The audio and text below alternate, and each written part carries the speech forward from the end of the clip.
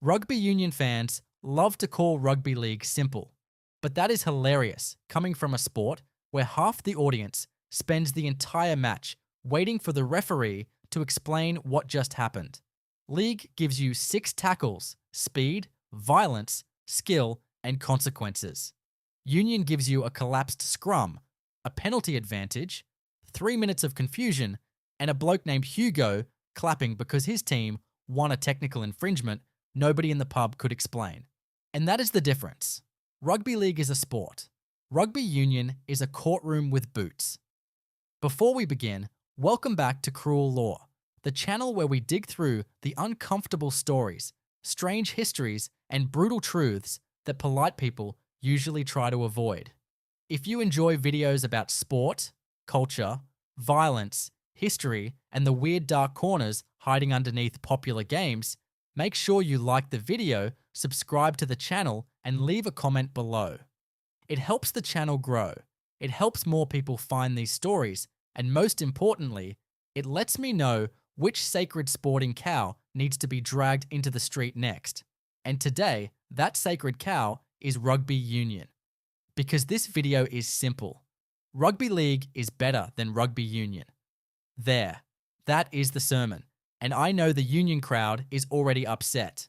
They are adjusting their private school scarves, polishing their loafers, and preparing to say, "You just don't understand the breakdown." Correct. I do not understand why a sport needs a law degree every time someone falls over. Rugby league is what happens when rugby gets cleaned up, sped up, and forced to stop wasting everyone's time. You have the ball, you get 6 tackles, do something, run hard, pass well, kick smart, break the line, trap them in the corner, build pressure, score, and if you waste the set, bad luck. Hand it over. That structure gives league rhythm. A good league set has a story. First tackle, escape trouble. Second and third, win the middle. Fourth, shape the attack. Fifth, threaten the edge. Last tackle, kick, run, gamble, or panic. Every carry matters because possession has a timer on it. Every defensive decision can be exposed.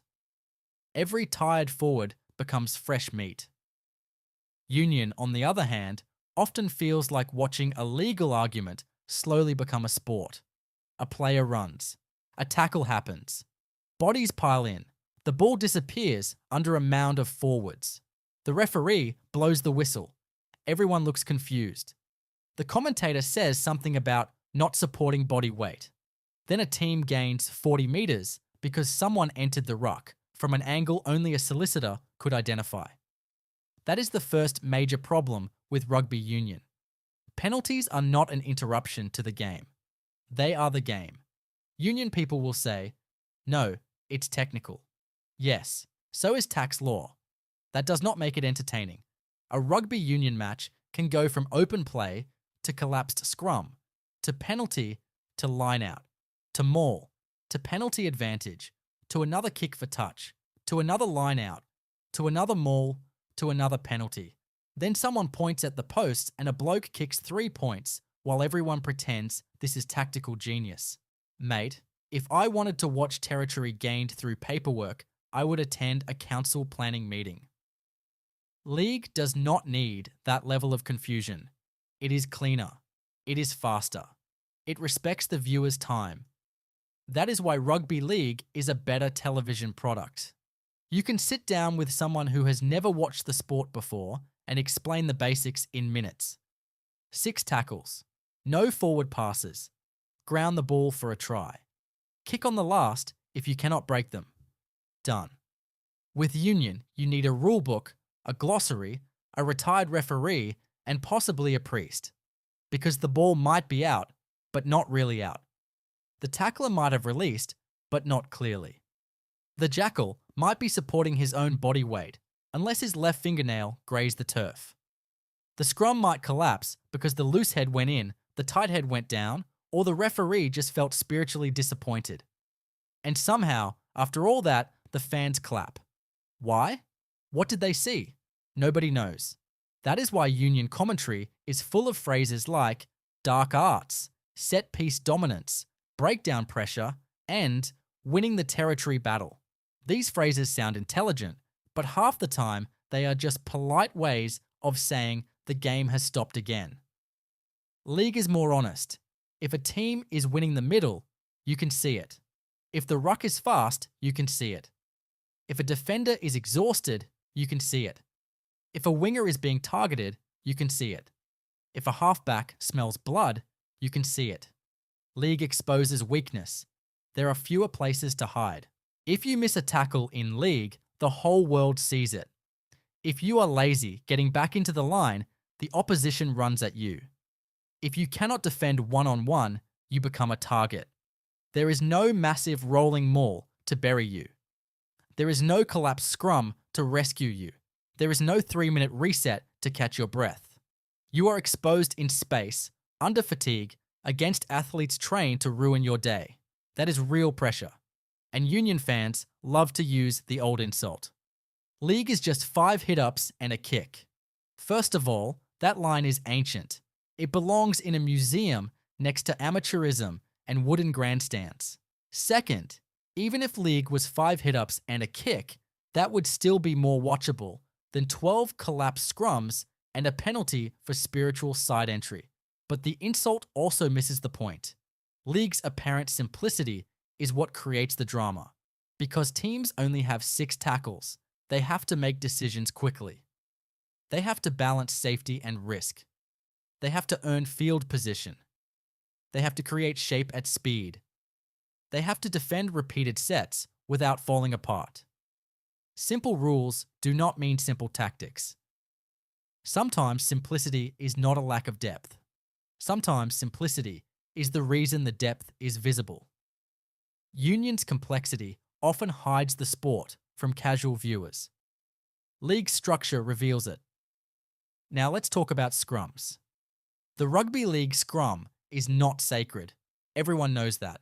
It is mostly a restart wearing a historical costume. Nobody in league is pretending the scrum is the heart of civilization. But Union treats the scrum like a holy ritual. 8 men crouch, bind, pause, engage, collapse, stand up, reset, collapse again, stare at the referee, reset again. Then someone wins a penalty because another man's spine was not at the correct legal angle. This is not entertainment. This is a workplace safety incident with national anthems. Union fans call it a contest. A contest of what? Guessing which front row cheated most convincingly? League looked at that whole mess and basically said, what if we just restarted the game and played football? Correct decision. And this is where the cope gets even funnier. Because rugby union people love acting like their sport is the premium version, the global version, the prestigious version, the one with tradition, culture, and sophistication. But then what happens when rugby league creates something that works? They copy it. Look at Magic Round. The NRL made Magic Round into a genuine rugby league festival in Brisbane. All teams, one city, one weekend, packed around Suncorp, Caxton Street going feral, fans travelling in from everywhere, jerseys from every club, walking around the same streets. It feels like rugby league took over the city. That is the point. It is not just matches. It is tribalism in one place. It is Broncos fans, Bulldogs fans, Warriors fans, Knights fans, Cowboys fans, and every other mob all smashed together in one giant rugby league circus. Then Super Rugby looked at that and said, we should do one of those. So they created Super Round. And what happened? It looked like Magic Round ordered from Temu. A few games, scattered energy, empty seats, awkward atmosphere, and rugby union people trying to convince everyone that it was actually a brilliant festival of rugby, while half the stadium looked like it was disguised as a social distancing experiment. In 2022, Super Rugby's version pulled just over 30,000 fans across 3 days. That sounds alright, until you remember this was meant to be a full code festival. Reports still pointed out empty seats and weak crowd energy. By 2024, the event was still fighting for oxygen in Melbourne, while Australian rugby was drowning in financial uncertainty and the Rebels were falling apart in the background. That is the difference. NRL Magic Round feels like a pilgrimage. Super Rugby. Super Round felt like a corporate brainstorming session that accidentally became a weekend. And then there is Sevens. Now, to be fair, Rugby Sevens can create a party. Perth SVNS has had sellout finals days. People turn up, music plays, everyone has a drink, and the event sells itself as a festival. But that also proves the point. Sevens often has to wrap the rugby in a party package. DJs, entertainment, costumes, festival energy, big vibes around the sport. League's Magic Round does not need to pretend to be a music festival with rugby attached. The football is the event. The club tribalism is the event. The hatred is the event. Nobody needs a DJ to make Panthers versus Storm matter. Nobody needs a costume theme to make Queenslanders and New South Welshmen start barking at each other in the street. Nobody needs to explain why a packed Suncorp with every jersey in the NRL walking around Brisbane feels like chaos. League naturally has what Union keeps trying to manufacture. That is why the copies feel weaker